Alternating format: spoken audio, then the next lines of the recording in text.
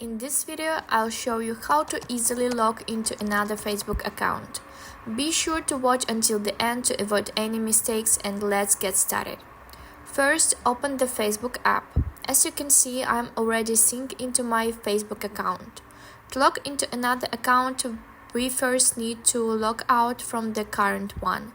To do this, go to the menu and scroll down to the bottom where you will find Logout button.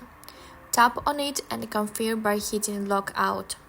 Now you will see a list of accounts. If you want to add another account, tap on Log into another account or create a new account at the bottom to add a new account to the list. To continue, tap on Log into another account. Enter your mobile number or email in the first text field and your password in the second one. Once you have entered the information, hit Login. Your new account will be added to the list and you will be seen into it. To switch between accounts, log out from the current one and you will be taken to the account selection page where you can choose any account to log in. And that's it, guys. If you found this video helpful, don't forget to hit the like button.